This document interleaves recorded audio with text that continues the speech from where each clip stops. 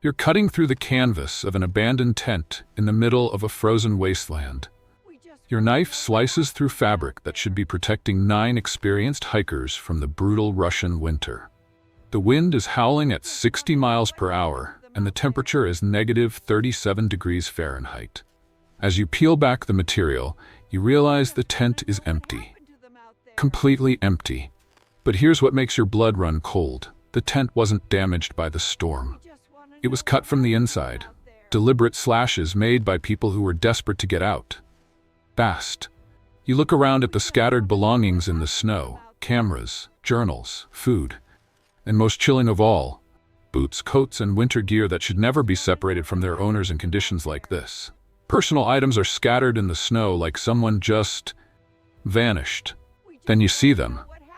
Footprints leading away from the tent down the mountain slope. 9 sets of tracks disappearing into the white void. But these aren't the chaotic, panicked prints you'd expect from people fleeing in terror.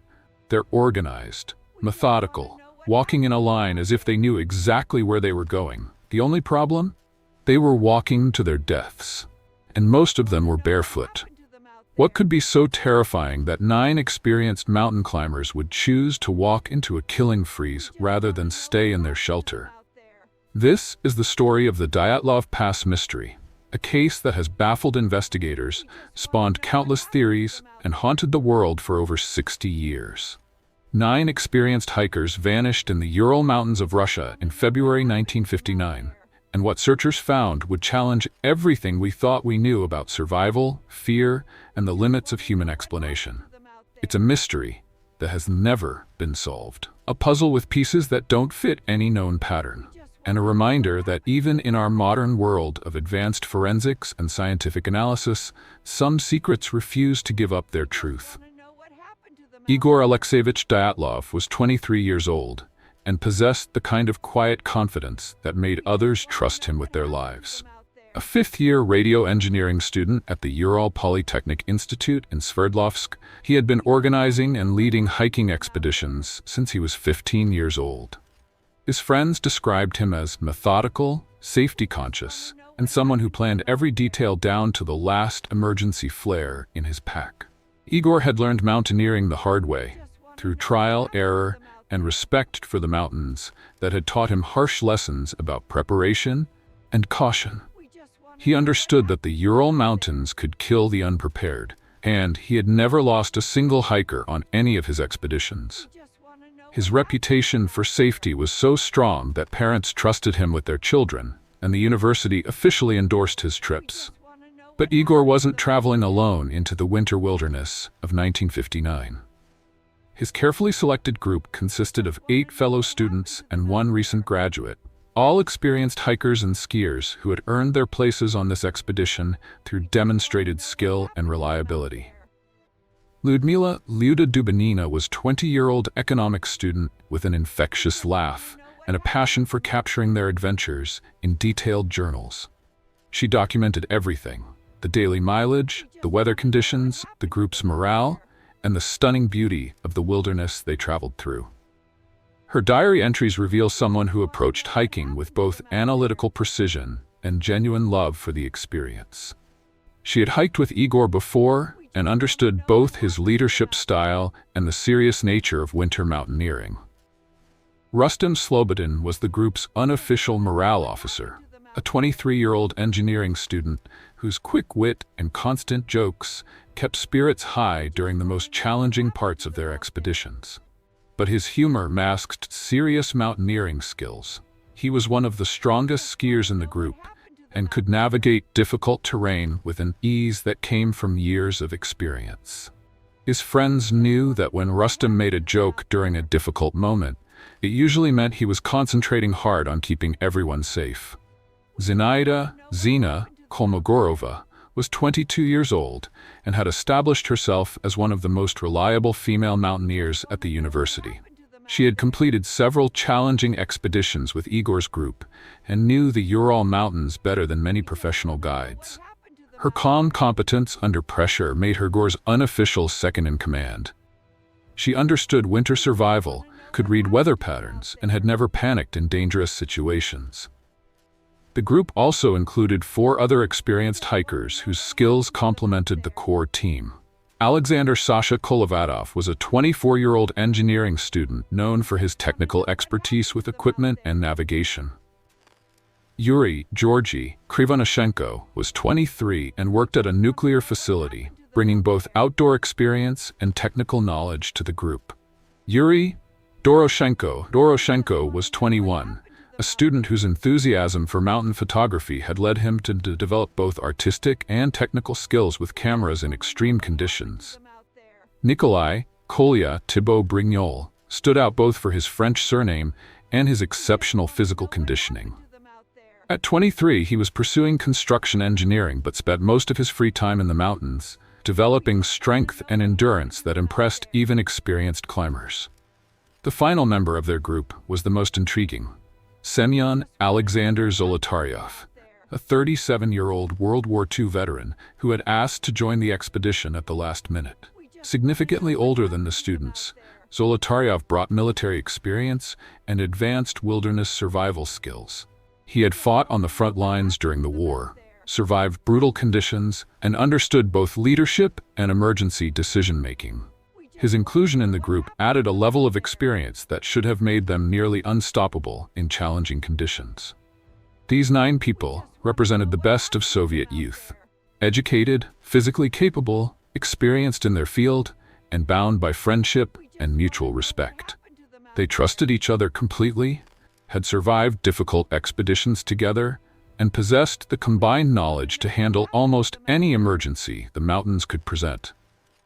Their destination was Otorten Mountain, a challenging but achievable goal in the northern Urals that would test their skills without exposing them to unreasonable danger. The expedition was officially sanctioned by their university and was intended to qualify them for Grade 2 certification, a significant achievement in Soviet mountaineering. They had trained together, planned meticulously, and prepared for every contingency they could imagine. Their combined experience included hundreds of successful mountain days, knowledge of winter survival techniques, and familiarity with the specific challenges of Ural mountain weather and terrain. None of them had enemies. None were involved in anything controversial or dangerous outside of their shared passion for mountaineering. They were simply young people who loved the wilderness and had earned the right to challenge themselves against one of nature's most demanding environments. In the context of 1959 Soviet society, they represented the ideal: educated, physically capable, dedicated to personal excellence, and committed to pushing the boundaries of human achievement in positive ways. Their expedition was the kind of adventure that the Soviet system encouraged as character-building and nationally prestigious. It should have been a triumph. Instead, it became a mystery that has haunted investigators and amateur sleuths for over 60 years. January 23, 1959. The group departed from Sverdlovsk by train, their spirits high and their preparation complete. They carried top-quality Soviet mountain equipment, enough food for the planned expedition, plus emergency reserves and detailed maps of their intended route. Igor's planning was so thorough that he had arranged backup plans for weather delays and alternative routes for different scenarios. The first few days proceeded exactly according to plan. They took a train to Ivdel, then a truck to the logging settlement of Vishay, and finally began their trek into the wilderness on January 27th. Their progress was steady, their morale excellent, and their documentation meticulous. Igor maintained detailed journal entries about their daily progress, route conditions, and group dynamics. Liuda photographed landmarks and documented their experiences with the enthusiasm of someone who genuinely loved what she was doing. But on January 28th, one decision likely saved a life, while condemning the others to mystery. Yuri Yudin woke up seriously ill. A combination of rheumatism and a heart condition that had been manageable in Sverdlovsk became severe in the cold, physically demanding conditions of winter hiking. After consultation with Igor and consideration of the group's safety, Yudin made the difficult decision to turn back toward civilization while the weather was still manageable. The goodbye was emotional. These were close friends who had shared numerous adventures and were looking forward to conquering Otorten Mountain together. Yudin later described the moment as heartbreaking. He desperately wanted to continue with his friends, but he understood that his deteriorating health could endanger the entire group if he collapsed in more remote terrain. Igor made the right decision as expedition leader. A sick hiker in severe winter conditions could force emergency evacuations that would risk everyone's lives. Better to have Yudin return safely while the group could still function effectively as a unit. Yudin's departure left 8 students and the experienced Zolotaryov, still a formidable group with extensive combined experience and excellent leadership. If anything, losing one member simplified logistics and reduced resource consumption, potentially making the expedition easier rather than more dangerous. For the next 4 days, everything proceeded normally. The group maintained their planned pace through challenging but familiar terrain. Their journal entries and photographs show people who were enjoying themselves, meeting their goals, and operating as an effective team. Igor's diary entries remained methodical and optimistic. Lyuda wrote enthusiastically about the beautiful winter landscapes and the group's high morale. January 31st brought them to the base of their approach to Otwarten Mountain. They were ahead of schedule, in good health, and positioned for the final push to their objective. Everything was going exactly according to Igor's careful plans. But February 1st, 1959, would prove to be the day everything went wrong. The weather had deteriorated during the night. Strong winds and blowing snow reduced visibility and made travel more challenging. But these were experienced winter hikers who had dealt with similar conditions before. Bad weather was an expected part of winter mountaineering, and they had both the equipment and knowledge to handle it safely. The problem came with navigation. Instead of following their planned route to a sheltered camping spot in the tree line, the group found themselves on the exposed slope of a mountain that the indigenous Mansi people called Kholat Syakhl, which translates roughly to Mountain of the Dead. This was not their intended destination.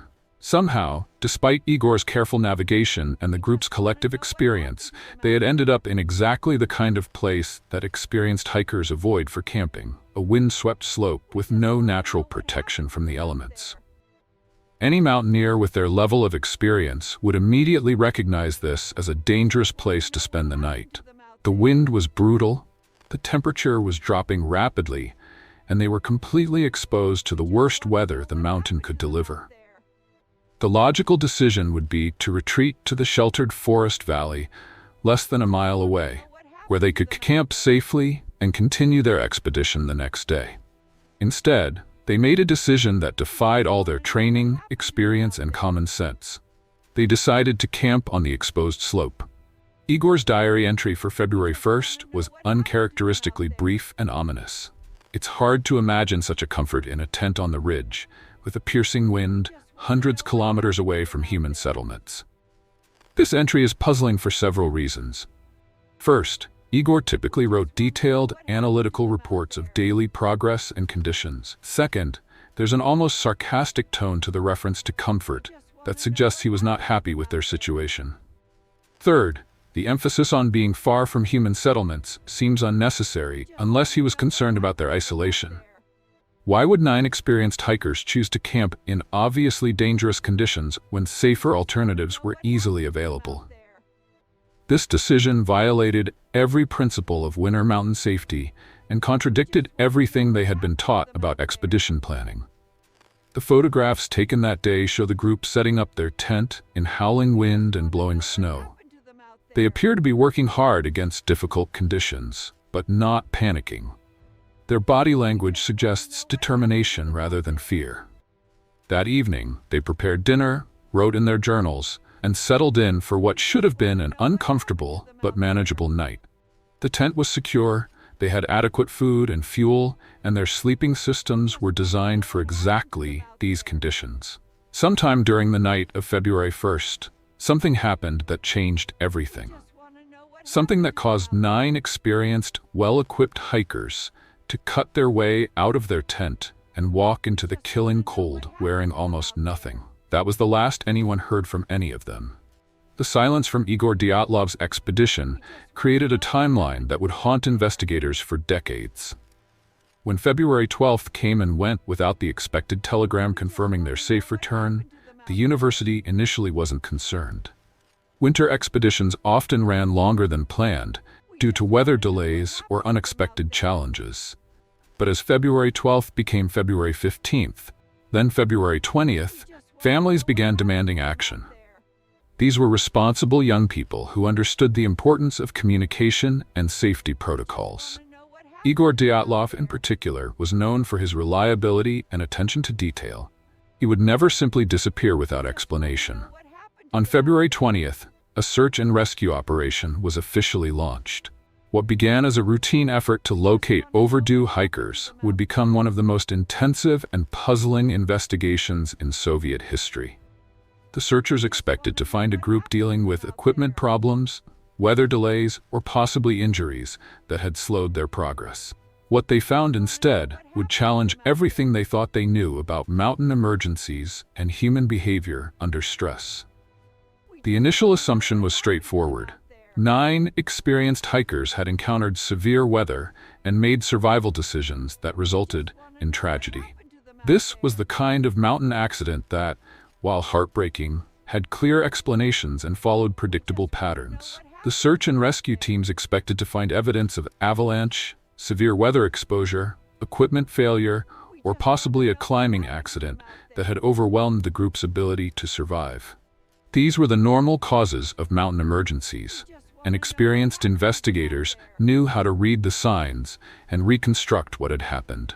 But when the searchers spotted the orange tent on February 26th, 6 days into the search operation, nothing about the scene matched their expectations or experience. The tent was partially buried under snow, but it hadn't been crushed by avalanche or torn apart by wind. Instead, it had been deliberately cut open from the inside.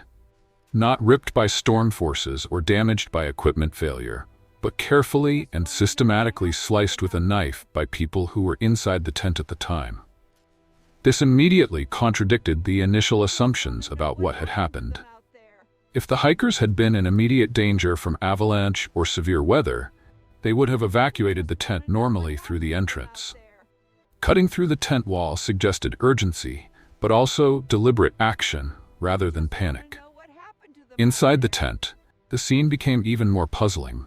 Everything was arranged as if the hikers had simply vanished in the middle of normal evening activities. Personal belongings were neatly organized in the positions where they would be placed for sleeping. Food was prepared and arranged for meals. Cameras and journals were carefully stored in their protective cases. Most shocking of all, the hikers' winter clothing, boots, and survival gear were still inside the tent, neatly arranged and easily accessible. Their warm parkas, insulated boots, and critical winter equipment, the gear that meant the difference between survival and death in these conditions, had been left behind. The footprint evidence outside the tent told an even stranger story that contradicted everything the searchers thought they knew about mountain emergencies. 9 sets of footprints led away from the tent down the slope toward the forest. But these tracks revealed details that made no sense to experienced mountain rescue personnel. Most of the hikers appeared to be barefoot or wearing only thin socks. Some had only one boot. A few wore light shoes that provided no protection against snow and freezing temperatures.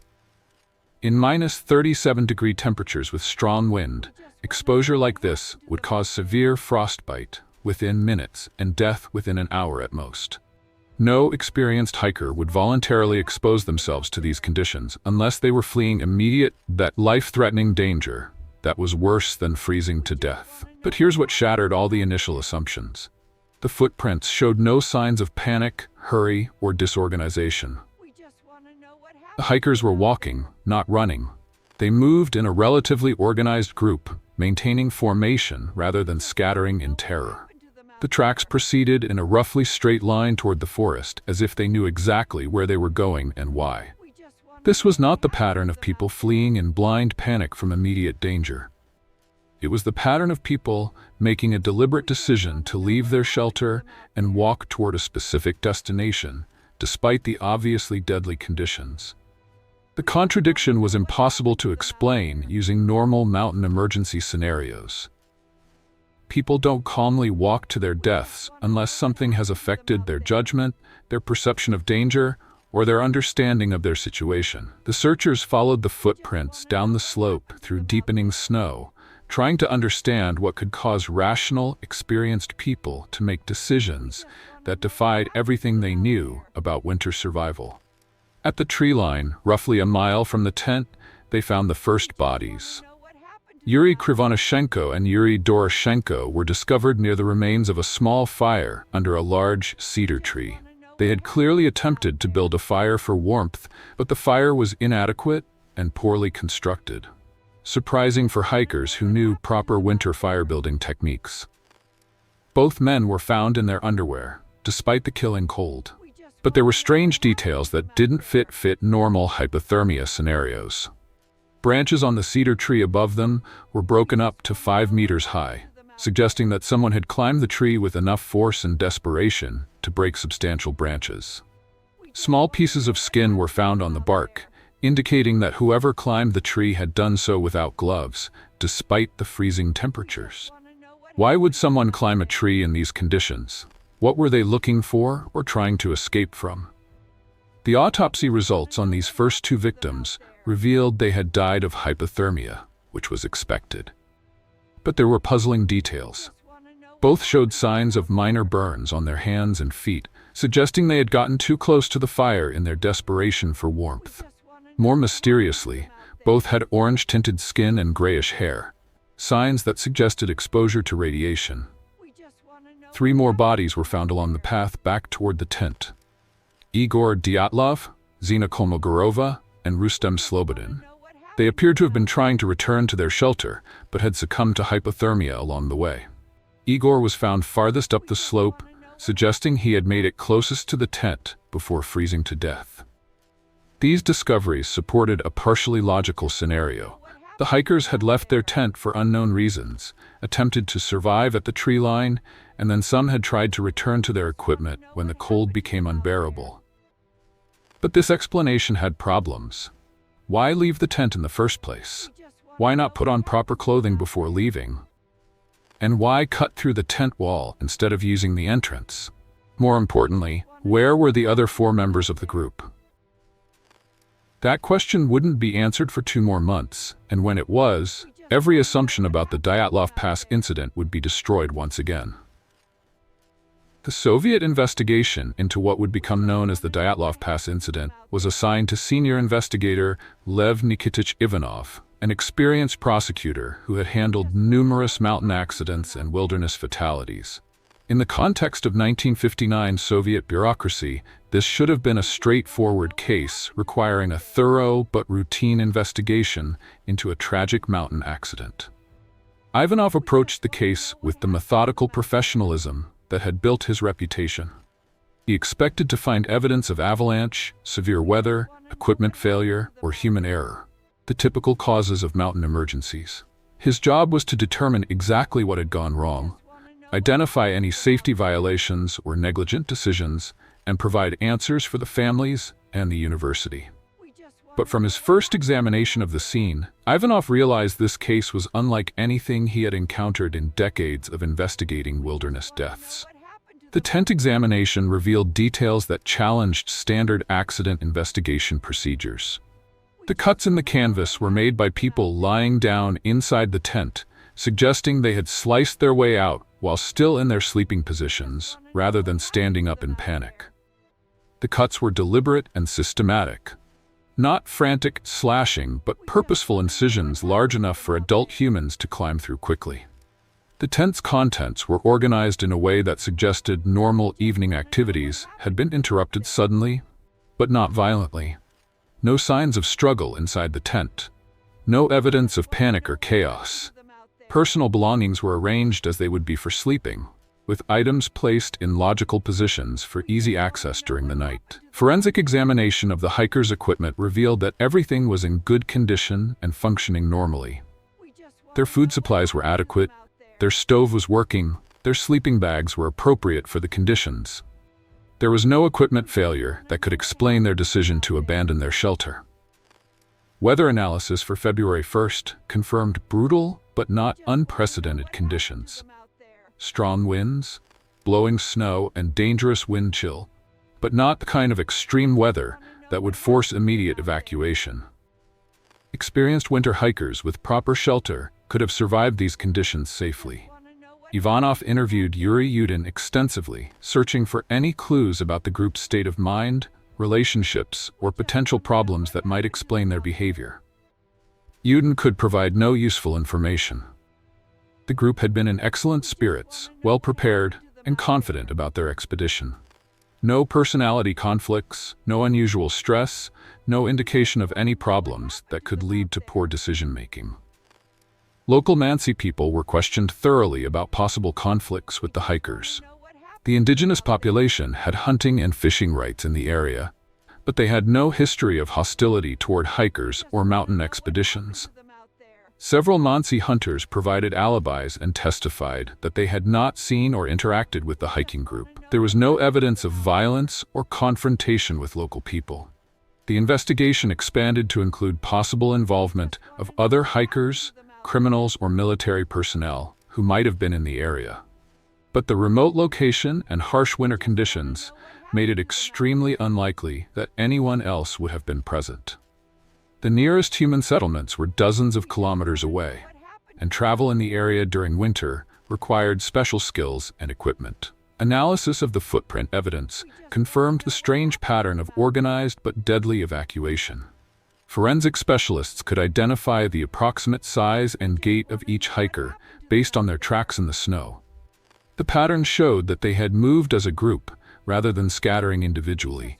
No evidence of pursuit or force driving them away from their camp. As the investigation continued into March 1959, Ivanov was forced to confront the possibility that normal explanations might not account for all the evidence. He began documenting details that didn't fit standard mountain accident scenarios, including witness reports of unusual atmospheric phenomena in the area. Other hikers who had been in the general region during the same time period were interviewed about their experiences. Several groups reported seeing strange lights in the sky on the night of February 1st. Bright, orange-colored phenomena that lasted for several minutes and appeared to move in patterns that didn't match known aircraft or weather effects. Meteorological stations in the broader region confirmed these light sightings, with multiple professional observers reporting unusual atmospheric activity during the time period when the Dyatlov group died. But the investigation took a dramatic turn in May 1959, when the spring melt finally revealed the location of the four missing hikers. Lyudmila Dubinina, Alexander Kolovatov, Nikolai Thibault-Brignol, and Semyon Zolotaryov were found buried under 4 meters of snow in a ravine approximately 75 meters from the cedar tree where the first 2 bodies had been discovered. The condition of these 4 bodies immediately transformed the investigation from a mountain accident inquiry into something far more complex and disturbing. These hikers had not died of hypothermia like their companions. Instead, they had suffered massive internal injuries that, according to the medical examiner, required force equivalent to a car crash. Lyudmila had multiple rib fractures and heart damage. Nikolai had severe skull injuries. Alexander and Semyon showed signs of major chest trauma. Yet there were no external wounds corresponding to these internal injuries. No cuts, bruises, or impact marks that could explain the massive internal damage. The force had been applied uniformly across their bodies, as if they had been subjected to intense pressure, rather than blunt force trauma. Even more disturbing was the condition of Lyudmila's body. Her tongue was missing, along with her eyes and parts of her facial tissue. The soft tissue damage appeared to be post-mortem, but the cause was unclear. Adding to the mystery was the clothing evidence. These 4 hikers were better dressed than their companions, wearing clothing that had belonged to other members of the group. Some items showed significant radioactivity, not just traces, but measurable contamination that required special handling by investigation personnel. Radioactivity in the clothing of hikers who had died in a remote mountain location in 1959 was completely unprecedented. There were no known sources of radiation in the area, and no explanation for how their clothing could have been contaminated. The autopsy reports raised more questions than they answered.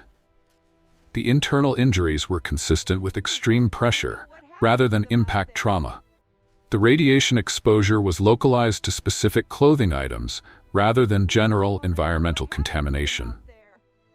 The missing soft tissue from Lyudmila's face was unexplained but appeared to be natural decay rather than violent removal. Toxicology tests revealed no drugs, alcohol, or other substances that could explain irrational behavior. All the hikers appeared to have been in good health at the time of death, with no underlying conditions that could have affected their judgment or decision-making. By summer 1959, investigator Ivanov had assembled hundreds of pages of evidence, testimony, and analysis.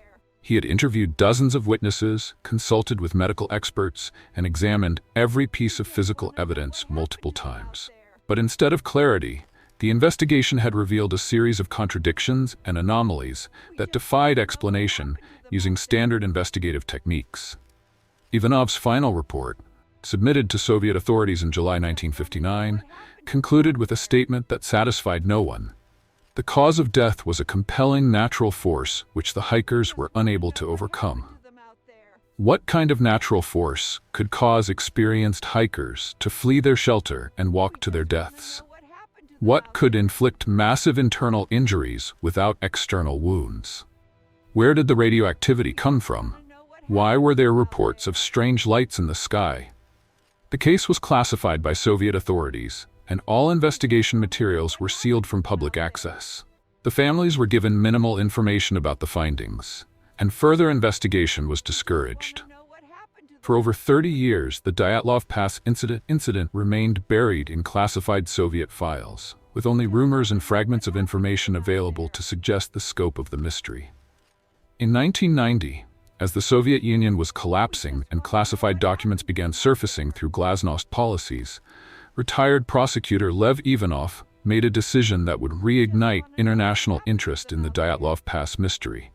After 30 years of enforced silence, he began giving interviews about the case that revealed information he had been forbidden to include in his official report. What Ivanov revealed fundamentally changed understanding of the incident and suggested that the Soviet government had deliberately concealed crucial evidence about what really happened on that mountainside. I suspected at the time, and am almost sure now, that these bright flying spheres had a direct connection to the group's death, Ivanov told journalists in a 1990 interview that shocked both the families of the victims and international investigators. Ivanov revealed that the strange lights reported by other hikers and meteorological stations had not been isolated incidents. Military personnel, weather observers, and civilians across a wide area had reported unusual atmospheric phenomena during the exact time period when the Dyatlov group died. But the retired prosecutor's most explosive revelation concerned the Soviet military's response to the incident. According to Ivanov, high-ranking military officials had appeared at the investigation site almost immediately after the bodies were discovered, taking control of certain evidence and restricting access to parts of the scene. "We were told that this case was not for us to solve," Ivanov explained. "Some evidence was removed before we could properly examine it. Some witness testimony was deemed irrelevant to our investigation. We were encouraged to reach conclusions quickly and close the case." The military intervention suggested that something about the Dyatlov Pass incident had national security implications that ordinary investigators were not cleared to understand.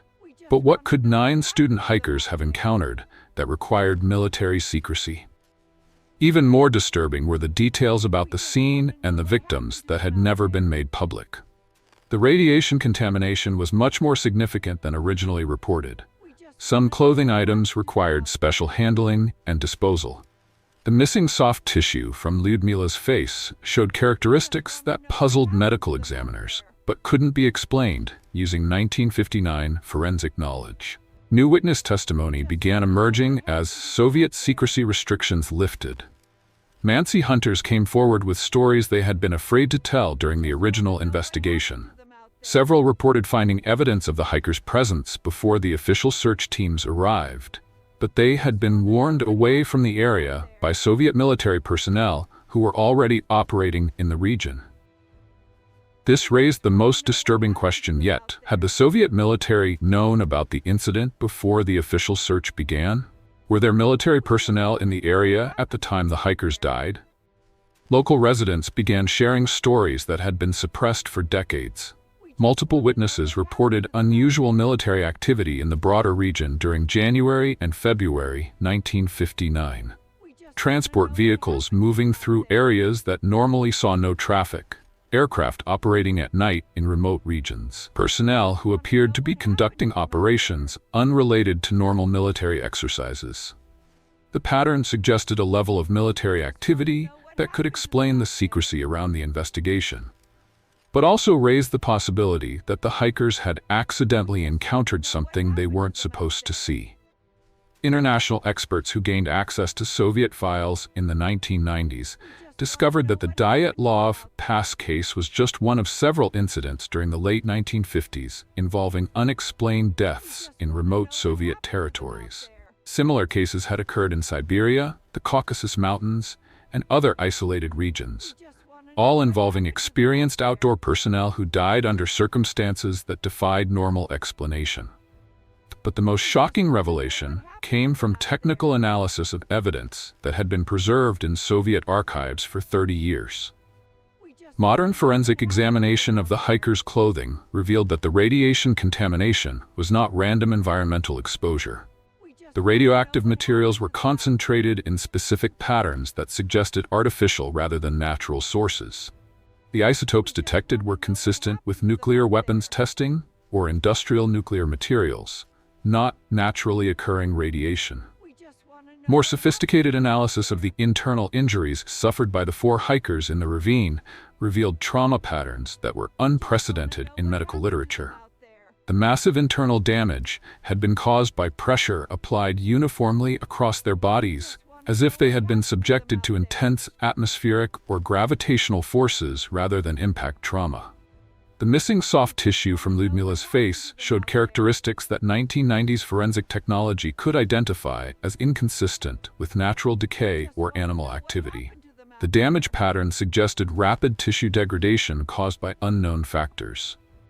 Photography experts examining the hikers' cameras discovered images that had been removed from the official case files.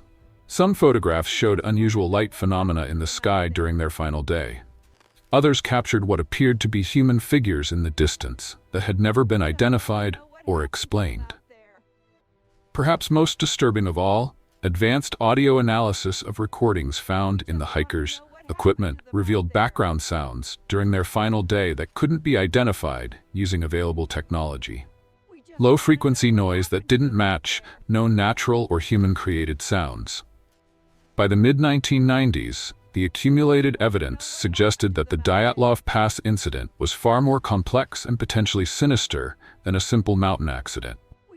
The Soviet government's secrecy, the military intervention, the unexplained physical evidence, and the pattern of similar incidents all pointed toward a systematic cover-up of events that had national security implications. But even these revelations didn't provide clear answers about what had actually happened to the 9 hikers.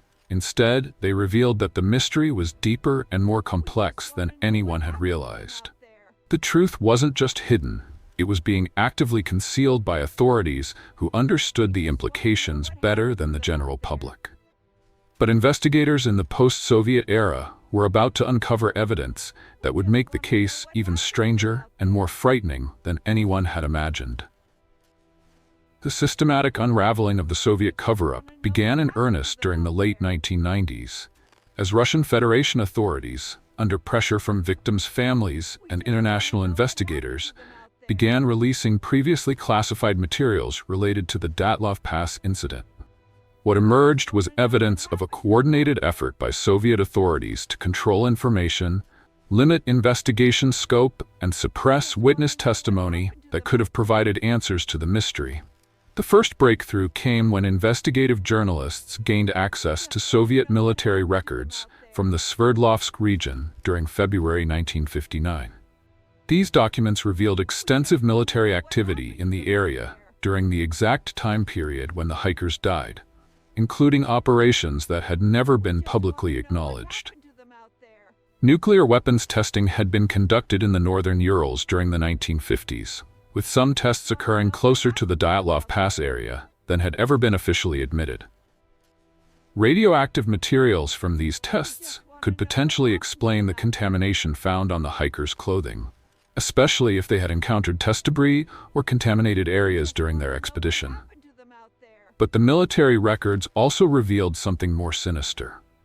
Multiple references to civilian incidents requiring containment protocols and information management during the winter of 1959. The language suggested that military authorities had procedures in place for dealing with civilian encounters with classified operations. Former Soviet military personnel, now elderly but willing to speak under Russia's more open political system, began providing testimony about operations they had participated in during the relevant time period. Colonel Viktor Sulika, retired from nuclear weapons testing operations, revealed in a 1998 interview that Soviet nuclear tests in the Urals during the late 1950s had sometimes resulted in unexpected contamination patterns due to weather and atmospheric conditions. We had incidents where radioactive materials spread beyond our predicted zones, Sulika explained. Civilian populations sometimes encountered contamination without understanding what they were seeing. Standard procedure was to remove evidence and discourage investigation. Even more damaging was testimony from former KGB operative Mikhail Sharavin, who admitted his involvement in information management related to the Dyatlov Pass case. We were ordered to ensure that certain aspects of the investigation did not become public knowledge, Sharavin revealed in a 1999 deathbed interview. Evidence was removed from the scene. Witness testimony was discouraged. The investigating prosecutor was given specific guidance about acceptable conclusions. Sharavin's testimony explained the gaps and contradictions that had puzzled investigators for 40 years. Soviet authorities hadn't simply been incompetent in their investigation. They had been actively manipulating the evidence and controlling the narrative. Medical experts who gained access to the complete autopsy files in the late 1990s made discoveries that had been suppressed in the original reports. The internal injuries suffered by the 4 hikers in the ravine showed characteristics consistent with exposure to intense pressure waves, the kind of trauma associated with nuclear explosions or other high-energy events. Dr. Boris Vozrojdeny, one of the original medical examiners who had been silenced for 40 years, finally revealed the full scope of his findings in 2000. The injuries were unlike anything I had seen in my career, he explained. The internal damage was massive but uniform, as if the victims had been subjected to tremendous pressure from all directions simultaneously. In 1959, we had no framework for understanding what could cause such trauma. Advanced forensic analysis of preserved tissue samples revealed additional evidence that had been ignored or suppressed. The radioactive contamination was not environmental, but appeared to be from direct contact with highly radioactive materials. The pattern of contamination suggested the hikers had either handled radioactive objects or been exposed to radioactive particles in the air. International nuclear experts examining the evidence concluded that the contamination levels were consistent with exposure to weapons-grade nuclear materials or fallout from nuclear testing at much higher concentrations than would occur naturally. The pattern of evidence pointed toward a scenario that Soviet authorities had desperately wanted to conceal. The hikers had somehow encountered nuclear weapons testing operations, been exposed to dangerous levels of radiation, and then been caught in the blast effects or pressure waves from nuclear detonation.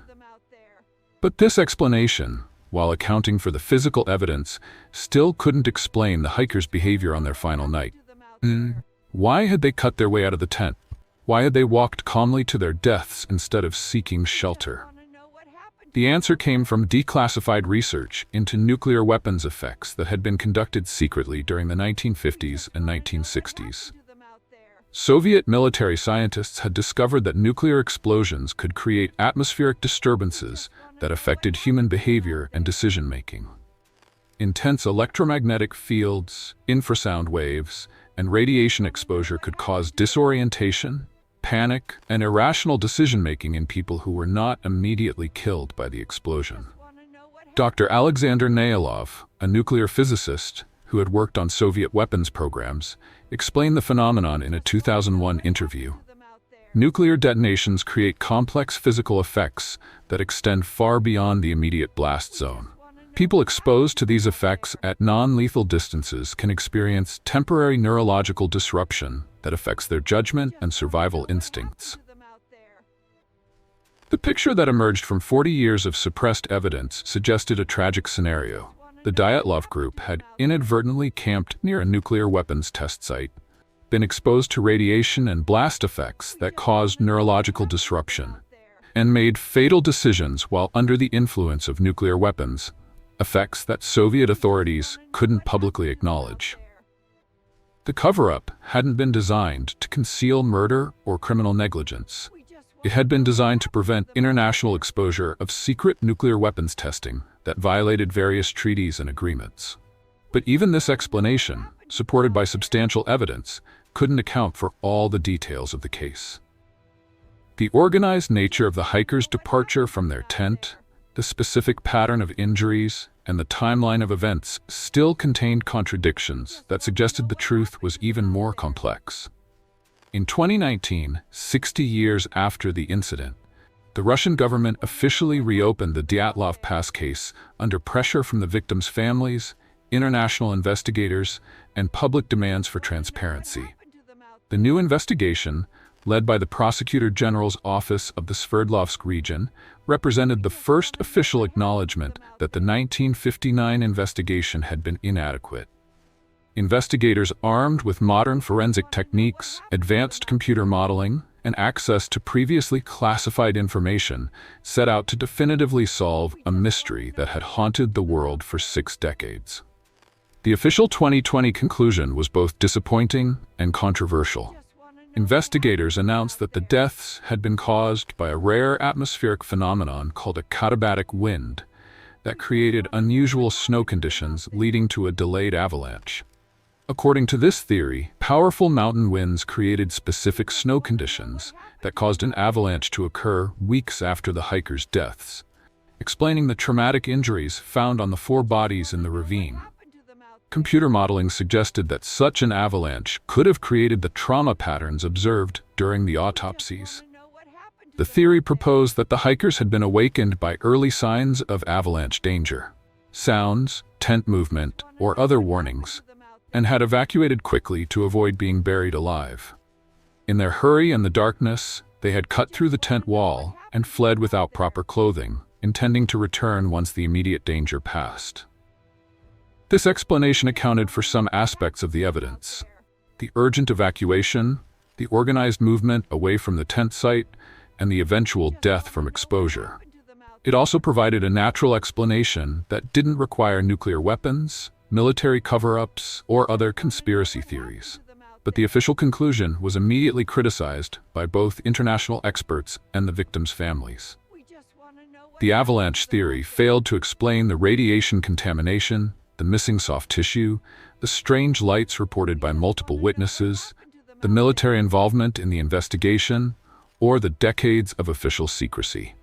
Svetlana Oss, author of multiple books about the incident and one of the most persistent investigators, responded to the official conclusion with skepticism. After 60 years of mystery, the government provides an explanation that ignores most of the evidence and contradicts the testimony of the original investigators. This feels more like an attempt to close a morally embarrassing case than a genuine search for truth. Family members of the victims expressed mixed reactions. Some found comfort in having an official explanation, even if it was incomplete. Others felt that the avalanche theory was a continuation of the cover-up rather than genuine resolution. Yuri Kuntsevich, president of the Dyatlov Foundation, established to preserve the memory of the victims and investigate the incident, rejected the official conclusion entirely. "We have spent decades gathering evidence, interviewing witnesses, and conducting scientific analysis. The avalanche theory might explain some aspects of the case, but it ignores too much evidence to be taken seriously." International forensic experts who examined the 2020 investigation findings identified numerous problems with the methodology and conclusions. The computer modeling used to support the avalanche theory was based on assumptions about snow conditions that couldn't be verified 60 years after the fact. More problematically, the 2020 investigation had not addressed the most puzzling aspects of the original evidence. The radiation contamination was dismissed as insignificant without explaining its source. The witness reports of strange lights were ignored entirely. The military involvement in the original investigation was not mentioned. The avalanche theory also couldn't explain why the hikers had chosen to camp on an exposed slope rather than in the sheltered forest area that would have been both safer and warmer. Experienced mountaineers would never voluntarily camp in avalanche terrain unless they had no other options. Independent investigators continued their work despite the official conclusion. Advanced DNA analysis of preserved tissue samples, sophisticated atmospheric modeling, and international collaboration between forensic experts have continued to reveal new information about the case. A 2021 study by Swiss researchers used advanced trauma analysis to examine the injury patterns and concluded that the internal injuries were consistent with exposure to intense pressure waves rather than avalanche trauma. The research supported theories about nuclear weapons effects or other high-energy phenomena. Archaeological investigation of the Dyatlov Pass site using ground-penetrating radar and metal detection has revealed evidence of human activity in the area during the 1950s that was never officially acknowledged. Military debris, construction materials, and other artifacts suggest significant operations occurred near the site during the time period of nuclear weapons testing. The site itself has become an international destination for investigators, amateur sleuths, and adventure tourists. Multiple expeditions have attempted to recreate the conditions and test various theories about what might have caused the hikers' behavior and deaths. The Dyatlov Pass incident has inspired countless books, documentaries, films, and academic research projects. Universities have conducted studies on everything from mountain weather patterns to nuclear weapons effects to group psychology under extreme stress. But perhaps the most significant aftermath has been the influence of the case on emergency protocols and wilderness safety procedures. The mystery has highlighted the importance of emergency communication equipment, detailed itinerary sharing, and backup safety plans for wilderness expeditions. Modern GPS devices, satellite communicators, and emergency beacons might not have prevented the tragedy, but they could have provided investigators with precise location data and real-time information about the group's final hours. The case has also influenced international nuclear weapons monitoring and treaty verification procedures. The possibility that nuclear weapons testing could have caused civilian casualties led to enhanced safety protocols and notification requirements for military operations in areas where civilian access was possible. 63 years after 9 young people died on a frozen mountainside in the Ural Mountains, the Dyatlov Pass mystery continues to challenge our understanding of the natural world, human behavior under extreme stress, and the limits of investigative science. The enduring fascination with this case reflects something fundamental about the human need to understand and explain the world around us. We live in an age of advanced technology, sophisticated forensic analysis, and comprehensive scientific knowledge. We expect that any mystery, given enough time and resources, can be solved through careful investigation and logical analysis. But the Dyatlov Pass incident reminds us that some events may exceed our ability to understand them completely, no matter how much evidence we gather or how advanced our analytical techniques become. The case teaches us about the complexity of truth and the danger of assuming that simple explanations can account for complex events. Every theory proposed to explain the incident, avalanche, military testing, atmospheric phenomena, psychological breakdown, animal attack, addresses some aspects of the evidence while failing to account for others. This suggests that the truth may not be a single, simple explanation, but rather a combination of factors that created a unique and unrepeatable set of circumstances. The hikers may have encountered multiple problems simultaneously: severe weather, possible military activity, psychological stress, equipment challenges, and decision-making affected by factors we don't fully understand. The mystery also highlights the importance of transparency and honesty in investigations that involve government authorities. The Soviet cover-up, whether motivated by legitimate national security concerns or simple embarrassment, created an information vacuum that was filled with speculation and conspiracy theories. When authorities withhold information or limit investigations, they inevitably create more questions than they answer. The decades of secrecy around the Dyatlov Pass case generated far more international attention and suspicion than honest acknowledgement of uncertainty would have created. From a practical standpoint, the case emphasizes the critical importance of emergency preparedness and communication in wilderness activities. The hikers were experienced and well-equipped by 1959 standards, but they lacked the emergency communication capabilities that might have saved their lives, or at least provided answers about their fate. Modern wilderness safety protocols, GPS tracking, satellite communication devices, emergency beacons, detailed itinerary sharing, address many of the information gaps that made the Dyatlov Pass investigation so difficult. While these technologies might not have prevented the tragedy, they could have provided real-time data about what the hikers encountered and how they responded. The psychological aspects of the case offer insights into human behavior under extreme stress and life-threatening conditions. The hikers' decision to leave their tent, while ultimately fatal, may have been rational responses to immediate threats that we don't understand. People facing multiple serious dangers simultaneously sometimes choose the option that seems least immediately threatening, even if it proves fatal in the long term. The case also demonstrates the power of collective memory and storytelling in preserving important events. Despite official secrecy and limited information, the story of the 9 hikers has been passed down through generations, inspiring continued investigation and analysis. The victims' names and their story have achieved a kind of immortality through the mystery they left behind.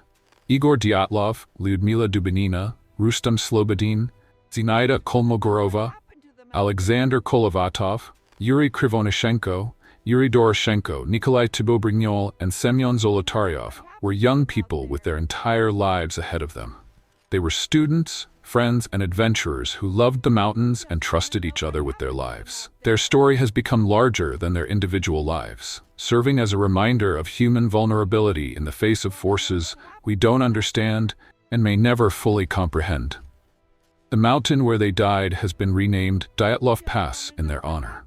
Their legacy is not just the mystery they left behind, but the inspiration they provide for continued exploration, investigation, and the pursuit of truth, even in the face of uncertainty. Perhaps the most important lesson from Dyatlov Pass is the value of accepting uncertainty while continuing to search for understanding. Not every question has a definitive answer, but the process of asking questions, gathering evidence, and testing theories is valuable in itself. The 9 hikers went into the mountains seeking adventure and personal challenge. They found something that exceeded their ability to survive or understand. Their deaths created a mystery that has challenged investigators for decades and will likely continue to puzzle future generations. In our age of instant information and digital certainty, the Dyatlov Pass mystery reminds us that the natural world still holds secrets that resist our attempts to categorize and explain them.